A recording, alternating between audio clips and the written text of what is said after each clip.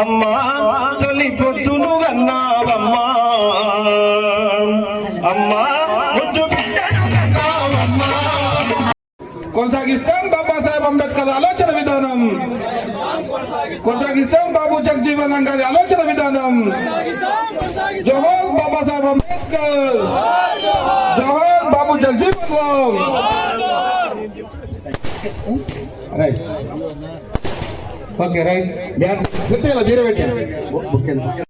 నాకు ఈ అవకాశం ఇచ్చిన పెద్దలందరికీ జై Bhim. Thank you very much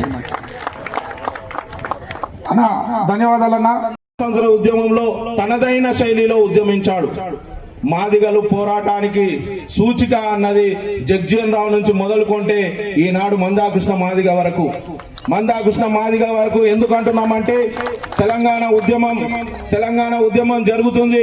ఈ తెలంగాణలో ఉన్నటువంటి బీసీలు, రెడ్డిలు, అన్ని కులాలు, బీసీలో ఉన్నటువంటి ముదిరాజులు గాని, గౌండ్లు గాని, మాల, మాదిగ అన్ని కులాలు ఇక్కడ తెలంగాణ కోసం కొట్లాడినాయి.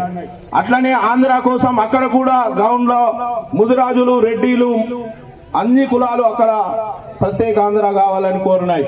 కానీ మందాకృష్ణ మాదిగ ఎంఆర్పిఎస్ ధర్మమునకెన్నడు పిరికితనము లేదు, సత్యవాక్యమునకు సావు లేదు, వెరవనేల విశ్వనాథుని మూల శక్తి నీవు, ఆ శక్తికి రూపం నీవు అన్న కృష్ణమాదిగా ఇవాళ ఒక నాయకుడు వాళ్ళ బతుకుండాలనంటే వాళ్ళ జగ్జీవన్ రావు నేనేమంటున్నా అంటే భారతదేశంలో అనేక ఉద్యమాలు నడిపినటువంటి బుద్ధుని మనం చూడలేదు, సంత్ కబీర్ని మనం చూడలేదు. భారతదేశంలో మీ న్యాయమైన పోరాటం కోసం నిలబడ్డాం. ఇవాళ మా వంతు వచ్చిందన్న మా ఎంబడి నిలబడమని ఈ లోకల్ ఎమ్మెల్యే నుండి, రూరల్ ఎమ్మెల్యే నుండి సార్ భూపతి రెడ్డి సార్ గారికి, మరి అదే కాకుండా మున్సిపల్ సార్ రెడ్డి గారికి, అన్న గంగన్నకు, మరి శేఖర్ గౌడ్కు, అదే కాకుండా అందరికీ పేరున ఉద్యమ నమస్కారం తెలియజేసుకుంటూ, మరి డాక్టర్ బాబు జగజీవన్ రావు విగ్రహావిష్కరణ చేసుకోవడం, ఆ బాబు జగజీవన్ రావుకు నెహ్రూ గారికి పడితే అందరూ బేబీ మినిస్టర్ గా పిలిచి ఎంతో ఆప్యతగా ఉంచుకున్నటువంటి ఈ రోజు మనము నిలబడి మాట్లాడుతున్నామంటే అంబేద్కర్ రాజ్యాంగం ఏదైతే రాసిండో ఆ రాజ్యాంగము గారికి, మైలారం బాలు గారికి, భూషణ్ గారికి, గౌరవ సభ్యులందరూ వేదిక మీద ఉన్నటువంటి ప్రతి ఒక్కరికి, దాస్ గారికి, మరి ముఖ్యంగా ఇవాళ తొలికొండి గ్రామంలో ఇంత చక్కటి కార్యక్రమంలో ఒక పండుగ వాతావరణంలో జరుపుకుంటున్నటువంటి ఈ సందర్భంగా పాల్గొన్నటువంటి వివిధ గ్రామాల నుండి వచ్చినటువంటి సోదరిమణులకు, ముఖ్యంగా మన తొలికొండ మహిళా సోదరిమణులకు, మా అక్క చెల్లెలకు, పత్రికా విలేకరులకు, మిగతా సోదరులందరూ కూడా పేరున నా యొక్క నమస్కారం. చాలా సంతోషం. నిజంగానే ఒక గొప్ప మహానుభావుడు. చాలా చిన్న కుటుంబంలో ఎక్కడో బీహార్లో పుట్టి మరి అంచెలంచెలుగా ఎదుగుతూ ఉన్నత స్థానంగా అంటే బాగా చదువుకొని మరి స్వాతంత్ర ఉద్యమంలో కూడా పాల్గొని మరి గాంధీ గారితో కలిసి పనిచేసినటువంటి గొప్ప వ్యక్తులు, మరి మనకు స్వాతంత్రం తెచ్చిపెట్టినటువంటి వ్యక్తులు, మరి దేశ నిర్మాణంలో భాగస్వాములై వివిధ శాఖల్లో మంత్రివర్యులుగా పనిచేస్తూ మరి ఒక అత్యున్నత స్థానం భారతదేశానికి ఉప ప్రధానమంత్రిగా పనిచేసినటువంటి బాబు జగజీవన్ రావు గారి విగ్రహాన్ని మరి మన తొలికొండ గ్రామము నా కాన్స్టిట్యున్సీలో మరి ఇది చివరి గ్రామం ఇక్కడ ఈస్ట్. మరి రాజకీయ చైతన్యానికి, పట్టుదలకు, మరి ఇక్కడ విద్యావంతులు కానీ మరి పోరాట యోధులు చాలామంది ఉన్నారు ఈ గ్రామంలో. తెలంగాణ ఉద్యమమైనా మరి ఇంకా ఏ ఉద్యమమైనా తొలికొండ నుండి స్టార్ట్ కావాల్సిందే ఇక్కడ. ఎందుకంటే ఇంతమంది చాలామంది చదువుకున్న వాళ్ళు ఉన్నారు, చాలామంది సామాజిక స్పృహ కలిగినటువంటి మరి సమాజం కొరకు పోరాటం చేసినటువంటి చాలామంది యువకులు ఉన్నారు ఇక్కడ. ఈ గ్రామంలో మరి అంత పెద్దవారి విగ్రహాన్ని నిర్మించుకొని ఇక్కడ స్థాపించుకోవడం, మరి అది కూడా నేను ఎమ్మెల్యేగా ఈ ప్రాంతానికి ఉండడం, మరి మందకృష్ణ మాదిగ గారు నిజంగా నేను తెలంగాణ ఉద్యమంలో పనిచేసినా ఒక 20 ఏళ్ళు ఇక్కడ డాక్టర్గా పనిచేసినా కానీ మరి మొట్టమొదటిసారి మీతో వేదిక పంచుకుంటా ఉన్న చాలా నిజంగా నేను మీతో కలిసి భారత ఉప ప్రధానమంత్రిని విగ్రహ ప్రతిష్టాపన చేయడం నిజంగా నేను అదృష్టంగా భావిస్తాను. వీళ్ళందరూ ఇప్పుడు తమ్ముడు ప్రమోద్ కానీ, వీళ్ళందరూ నాగభూషణ్ కానీ, మిగతా వాళ్ళు చాలామంది, దాస్ గారు కానీ, వీళ్ళందరూ చాలామంది ఇప్పుడు మన పాట పాడినటువంటి ఈ రాంపూర్ సాయి కానీ, మహేందర్ కానీ, వీళ్ళందరూ కూడా అంటే మాకు తెలంగాణ ఉద్యమంలో మేము కలిసి పనిచేసిన వీళ్ళందరూ మాకు అన్ని విధాలుగా నాకు ఎలక్షన్ కూడా బాగా పనిచేసారు వీళ్ళందరూ. అంటే వీళ్ళందరూ కూడా బాగా సమాజం పట్ల ఒక అవగాహన ఉండి మరి సమాజానికి బాగు చేయాలా, సమాజం బాగుండాలా, వాళ్ళతో పాటు మనం కూడా బాగుండాలా, మనం బాగుండాలా, మనతో పాటు అందరూ బాగుండాలని కోరుకున్నటువంటి వ్యక్తులు. ముఖ్యంగా తొలికొండ గ్రామం నాకు చాలా అత్యంత ప్రీతిపాత్రమైన గ్రామము. నాకు ఎన్నికల్లో కూడా భారీ మెజారిటీ ఇచ్చారు. ఈ గ్రామానికి కూడా ఎన్నోసార్లు నేను రావడం జరిగింది. అయితే ముఖ్యంగా ఈరోజు మరి మన గ్రామంలో నడిబొడ్డున మరి బాబు జగజీవనరావు గారి విగ్రహ ప్రతిష్ఠ చేసుకున్నామంటే మనం ఒకటే రోజు ఇక్కడ ఈ పొద్దున ఈ రోడ్డు నుండి మనకు నిజామాబాద్ ఇంకా ఆర్మూరు ఇక్కడ వెళ్తూ ఉంటాం గ్రామస్తులు ప్రతి ఒక్కరు. ఇది మెయిన్ రోడ్. ఇక్కడే అంటే మనం చూస్తే మనకి ఏమర్థమవుతుంది, అంత గొప్ప విగ్రహాలు ఇక్కడ ఎందుకు పెట్టుకుంటున్నాం. ఇప్పుడు బాబు జగజీవనరావు గారిదే కాకుండా మరి బాబాసాహెబ్ అంబేద్కర్ గారి విగ్రహం ఉంది, మన పూలమాల వేసుకున్నాం. అదేవిధంగా మహాత్మా గాంధీ గారు వేసుకున్నాం. అంటే వీళ్ళ విగ్రహాలు ఎందుకు పెట్టుకుంటామంటే వాళ్ళ జీవన చరిత్ర మనకు గుర్తుకొస్తుంది, వాళ్ళ ఆలోచన విధానాలు మనకు గుర్తుకొస్తాయి, వాళ్ళ సమాజానికి ఏ విధంగా పనిచేసాడు, వాళ్ళ ఆలోచనలు ఏ విధంగా మన సమాజాన్ని రూపుదిద్దడానికి నిర్మించడానికి ఉపయోగపడినవి మనకు గుర్తు చేయడానికి మనం విగ్రహాలు పెట్టుకుంటాం. కాబట్టి మనం చూసినప్పుడల్లా వాళ్ళ ఆశయాలు మనకు గుర్తుకొస్తాయి. దాంతో మనకి ఇంకా మనము సమాజంలో ఇంకా ఎక్కువ భాగస్వాములై మన సమాజ నిర్మాణంలో మనం ఉపయోగపడతామనే ఉద్దేశంతో వాళ్ళని గుర్తింపుగా వాళ్ళు పెట్టుకుంటాం. వాళ్ళ చరిత్ర నేర్చుకోవాల్సిన అవసరం ఉంది. అదేవిధంగా ముఖ్యంగా నేను ఎస్సీ వర్గీకరణ ఒక వ్యక్తి ఒక కాజ్ మీద ఒక విషయం మీద ఒక సంఘ సామాజిక సమస్య కొరకు ఒక ఉద్యమాన్ని స్థాపించి మరి ఆ ఉద్యమాన్ని చివరి వరకు తీసుకొని పోయి మరి పార్లమెంటు గడ్డ కానీ మరి సుప్రీంకోర్టు లెవెల్లో జాతీయ స్థాయిలో తీసుకొని వెళ్ళి మరి వాళ్ళు దాన్ని సక్సెస్ చేసినటువంటి ఘనత 32 సంవత్సరాలు అయింది పెద్దలు మందకృష్ణ మాదిగ గారు. నిజంగా అభినందనీయులు. చాలా తక్కువ మంది ఉంటారు. ఎందుకంటే ఒక ఉద్యమ వ్యక్తిగా తెలంగాణ ఉద్యమంలో పనిచేసే వ్యక్తిగా మరి ఒక ఉద్యమం చేయడం అంటే మామూలు విషయం కాదు. ఎన్నో నిర్బంధాలు ఉంటాయి, ఎన్నో ప్రలోభాలకు గురి చేస్తారు, ఎన్నో అడ్డంకులు ఉంటాయి. మరి అయినా కానీ ఇవాళ 32 సంవత్సరాల సుదీర్ఘ పోరాటంలో ఇవాళ ఎన్నో ఒడిదొడుగులు ఒడుకొని ఇవాళ మనము ఎంఆర్పిఎస్ పార్టీ అంటే ఎంఎస్పిఎస్ ఆర్గనైజేషన్ ఇవాళ మనకు మాదిగలకు రిజర్వేషన్ కల్పించుకోవడానికి మనకు అవకాశం కల్పించింది. దాని ముఖ్యంగా నేను ఒక కాంగ్రెస్ పార్టీ వర్కర్గా మా పార్టీ మా గవర్నమెంట్ అన్నీ కూడా తప్పకుండా అన్నీ కట్టుబడి ఉన్నామని చెప్పి తెలియజేసుకుంటూ మరి ఇవాళ తొలికొండ గ్రామం చాలా చైతన్యమైనటువంటి గ్రామం. ఇక్కడ మీకు అందరు కూడా తెలిసి ఇవాళ దళితులకు గిరిజనులకు మరి బీసీ వర్గాలకు కావాల్సినటువంటి సంక్షేమ పథకాలు అన్నీ కూడా అమలవుతా ఉన్నాయి. పేదల వాళ్ళు ఎన్నుకున్న లక్ష్యం కాడ రాజీ లేని ఉద్యమాలు చేసిన వాళ్ళు, వాళ్ళకున్న సమయం మొత్తం వాళ్ళ లక్ష్యాల కోసం వెచ్చించిన వాళ్ళు. ఆ వెచ్చించిన వాళ్ళలో ముందు మహాత్మా గాంధీ, స్వాతంత్రం అంటే గుర్తుకొచ్చేది మహాత్మా గాంధీ. ఆ వెచ్చించిన వాళ్ళలో మనకు డాక్టర్ బాబాసాహెబ్ అంబేద్కర్, రాజ్యాంగం అంటే గుర్తుకొచ్చేది అంబేద్కర్. ఇప్పుడు ఒక మహనీయుడిని ప్రపంచం గుర్తిస్తుంది. భారతదేశానికి స్వాతంత్రం సాధించిండ్రంటే ఎన్నో త్యాగాలు ఉండవచ్చు, లక్షలాది మంది జైలు పాలై నిర్బంధాలు గురి కావచ్చు. కానీ జాతి పిత ఎవరన్నా అంటే మహాత్మా గాంధీకే వస్తారు. అట్లనే దళిత వర్గాల కోసం అంతకుముందు ఎంతో మంది మాట్లాడి ఉండవచ్చు, కొట్లాడి ఉండవచ్చు. కానీ భారత రాజ్యాంగం నిర్మాత ఎవరనంటే అంబేద్కర్ పేరే గుర్తుకొస్తుంది. వీళ్ళిద్దరికీ వయసు రీత్యా సమకాలికుడు కాదు బాబు జగజీవనరావు. వీళ్ళిద్దరితో సమకాలికుడు కాదు, కానీ వీరిద్దరితో కలిసి పనిచేశారు. ఒకరు ఎంతకాలం ఈ దేశానికి సేవ చేశారు, మరొకరు ఎంతకాలం సేవ చేశారు, బాబు జగజీవనరావు ఎంతకాలం సేవ చేశారు. ఇప్పుడు నా దగ్గర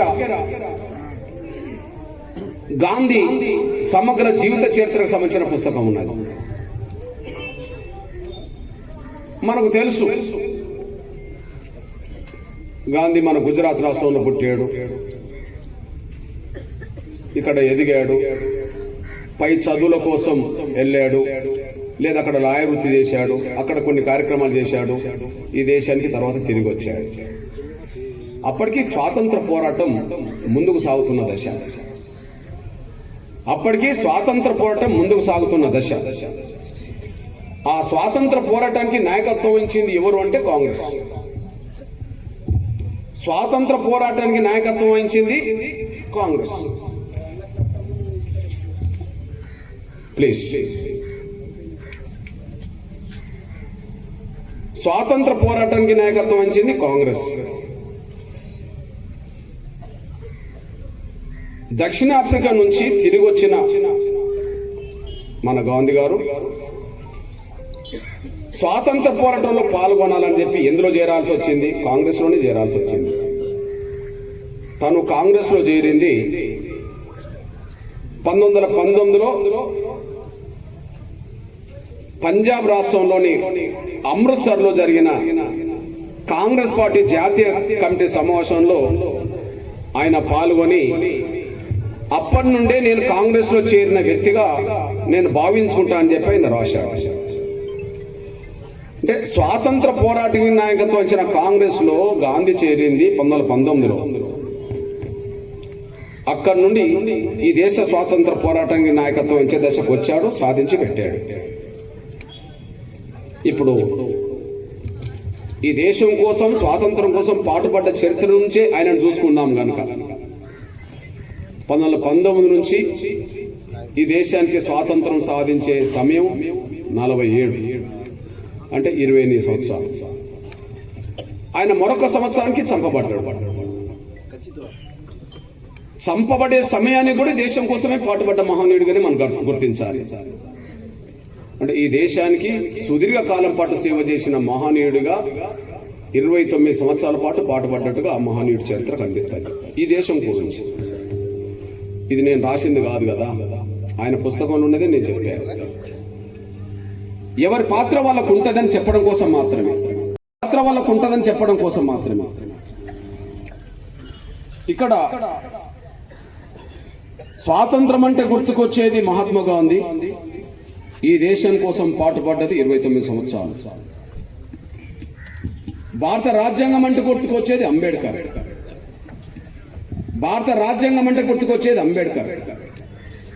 డాక్టర్ బాబాసాహెబ్ అంబేద్కర్ పుస్తకం రాసే సమయానికి డాక్టర్ ఎండూరి. ఇది 68లో తెలుగు నేల మీద మొదటి ప్రింట్ వచ్చేసి, అప్పటికి నా వయసు 3 సంవత్సరాలు. నేను రాసింది కాదు. ఇప్పుడు తను కూడా అవమానాలు పడి, బాధలు పడి, కష్టాలు పడి కొంత ఇక్కడ చదువుకొని ఒక మహారాజా సహకారంతో అమెరికాకి వెళ్ళి చదువుకొని మళ్ళీ తిరిగి వచ్చేసాడు.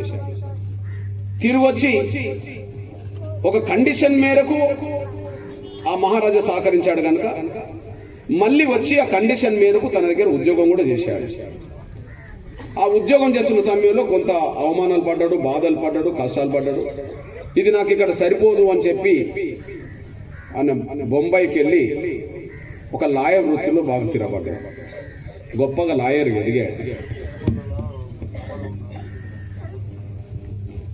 ఎదిగిన మహానీయుడు తను మళ్ళీ అనుకున్నాడు, నేను ఎంత పెద్ద చదువుకొని వచ్చినా, నేను ఎంత పెద్ద లాయర్గా ఇక్కడ స్థిరపడ్డా, నా దళితులందరి ప్రయోజనాల కోసం ఉపయోగపడకపోతే నా చదువుకు అర్థం లేదు కదా. కాబట్టి నా దళితుల కోసం నేను పాటుపడాలని చెప్పి ఆయన భావించుకున్నాడు. ఆయన భావించుకొని 1924 జూన్ 20న దళిత హితకారిణి అనే సభ పెట్టేశాడు. అక్కడి నుంచి దళితుల కోసం పాటుపడే పోరాటానికి శ్రీకారం చుట్టాడు. ఇప్పుడు ఎంఆర్పిఎస్ ఏర్పడ్డది ఎప్పుడు అంటే ఏమంటాం? 1994 జూలై 7 అంటాం. అక్కడి నుంచి ఎంఆర్పిఎస్ చరిత్ర వస్తుంటది. మరి దళితులందరి కోసం పాటుపడే చరిత్రకు ఆయన పునాదులు వేసింది, ప్రారంభించింది ఎప్పుడంటే ఇందులో రాయబడ్డదే 1924 నుంచి ఆయన ప్రత్యక్షంగా దళిత వర్గాల కోసం పాటుపడుతూ సమాజంలో ఉండబడే వివక్షత గురవుతున్న వర్గాలందరి తరఫున కొట్లాడి అంతిమంగా రిజర్వేషన్ సాధించే పోరాటంలో విజయం సాధించి ఒకసారి గాంధీ అంబేద్కర్ని పిలిపించుకున్న సందర్భం వస్తుంది, రెండు పూనా ఓడంబడిక ఒప్పందం జరిగే సమయానికి ఒకసారి వస్తుంది. ఎప్పుడు వీళ్ళ మధ్య ఘర్షణ ఉన్నది. మొదటిసారి కలిసినప్పుడు ఘర్షణే, సంతకం పెట్టేటప్పుడు ఆవేదనతో పెట్టేశాడు పూనా ఓడంబడిక మీద. కానీ మొదటి నుంచి వాళ్ళ మధ్య భిన్నాభిప్రాయాలు ఉన్నాయి. ఆయన ఈ దేశానికి వాళ్ళ వాళ్ళ పద్ధతిలో సేవ చేశారు. ఎవరు మహనీయులు వాళ్ళ అందరూ. మరి బాబు జగ్జీవన్ రామ్ ఎవరు? ఈయన రాజ్యాంగ నిర్మాత అన్నారు, ఈయన దేశ స్వాతంత్రం అన్నారు. కానీ బాబు జగ్జీవన్ రామ్ చరిత్ర ఏంటంటే 52 సంవత్సరాలు సుదీర్ఘకాలం చరిత్ర ఉంటుంది. ఆయన ఎట్లా ఉంటుంది?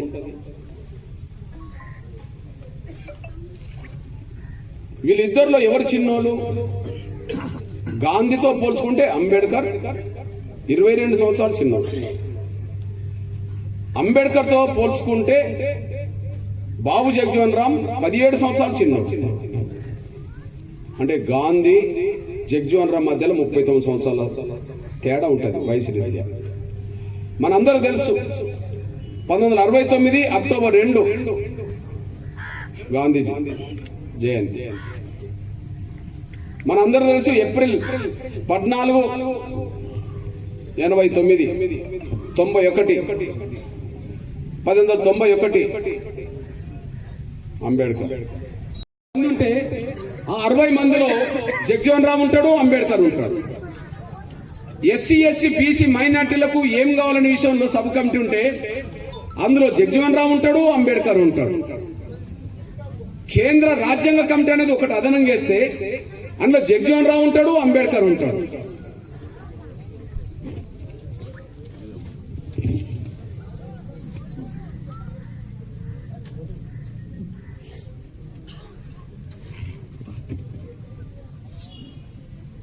ఇక్కడ కీలకమైన కమిటీ ఏందని కూడా ఆలోచించారు. రాజ్యాంగంకి రచన చేసేది ఎవరు? అంబేద్కర్. రచన చేయడానికి సలహాలు ఇచ్చే కమిటీలు 8 కమిటీలు ఉన్నాయి.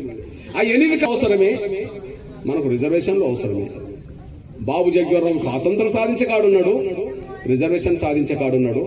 ఈ రిజర్వేషన్లను ఆమోదించడానికి కావాల్సిన రాజ్యాంగంలో ఉన్నాడు, రాయడంలో పాత్ర పోషించాడు. ఆ మహనీయుడి పాత్ర అంత గణనీయంగా ఉన్నది. వాళ్ళ మధ్య విభేదాలు లేవు అనడానికి ఒక బలమైన సాక్ష్యం డాక్టర్ బాబు జగ్జీవన్ రామ్ గారి భార్య రాసిన మైల్డ్ స్టోన్ అనే పుస్తకంలో, ఇంద్రాణి దేవి గారు రాసిన మైల్డ్ స్టోన్ అనే పుస్తకంలో ఒక మాట ఉన్నది. ఒక రోజు డాక్టర్ బాబాసాహెబ్ అంబేద్కర్ బాబు జగ్జీవన్ రామ్ ఇంటికి వస్తాడు. బాబు జగ్జీవన్ దగ్గరికి వచ్చిన తర్వాత ఇద్దరు అన్నదమ్ములకు కలిసి కూర్చుంటారు, టిఫిన్ చేస్తారు. బాబు జగ్జీవన్ రామ్ భార్య ఇంద్రాణి దేవి గారే టిఫిన్ ఇద్దరికి పెడుతుంది. చాలా గౌరవంగా మాట్లాడుకుంటారు.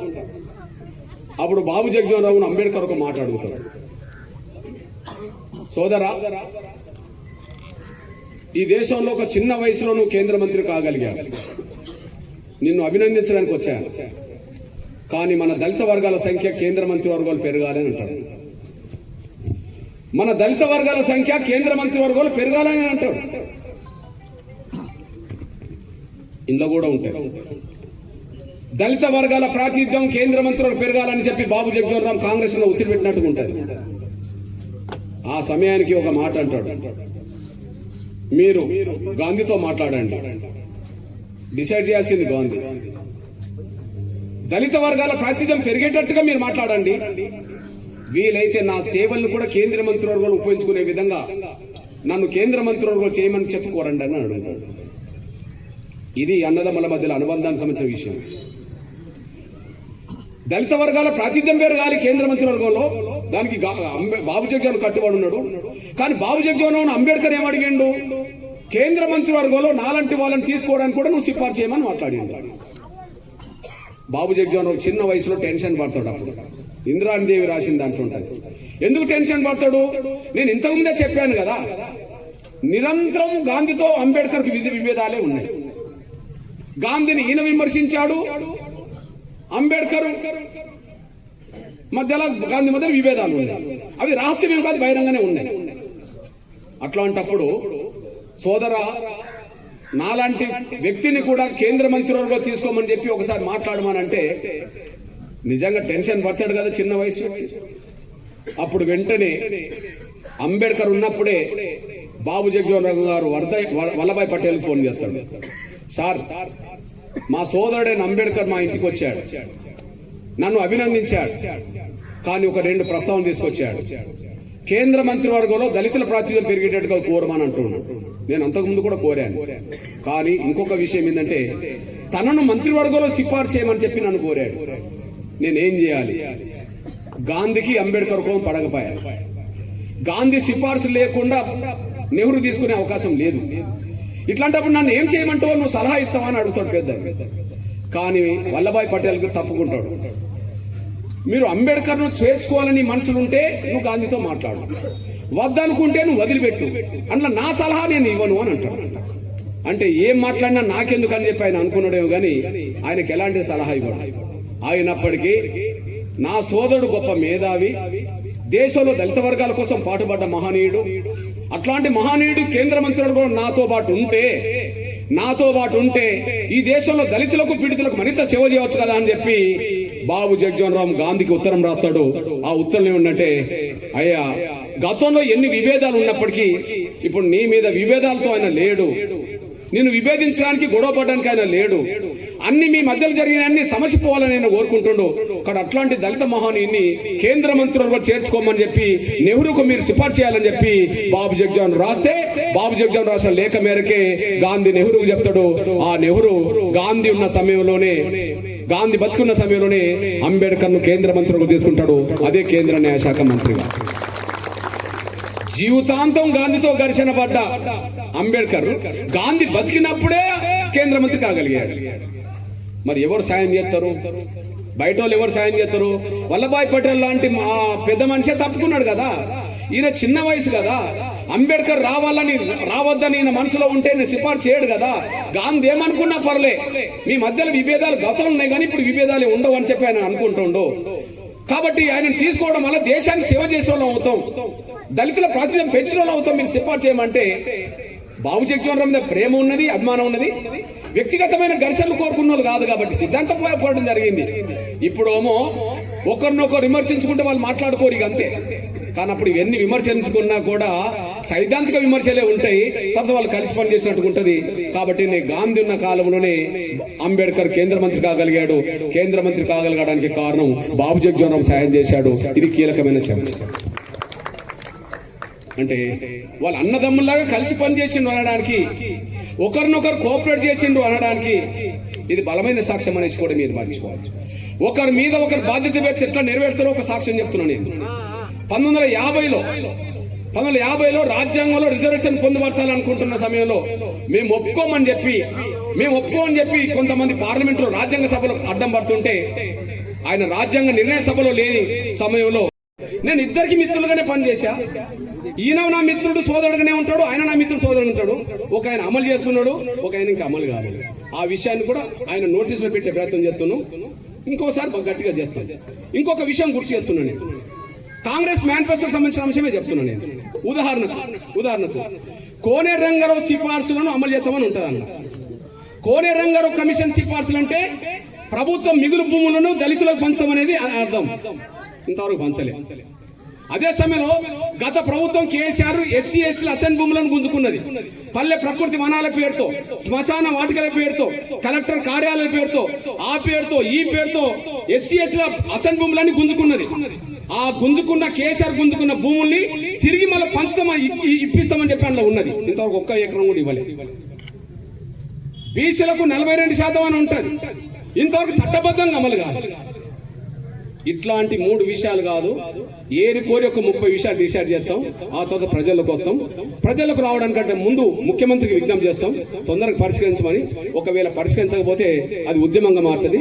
ఆ ఉద్యమాన్ని కూడా మీరు అండగా ఉండాలని కోరుతూ బయలుదేరుతాను. ధన్యవాదాలు.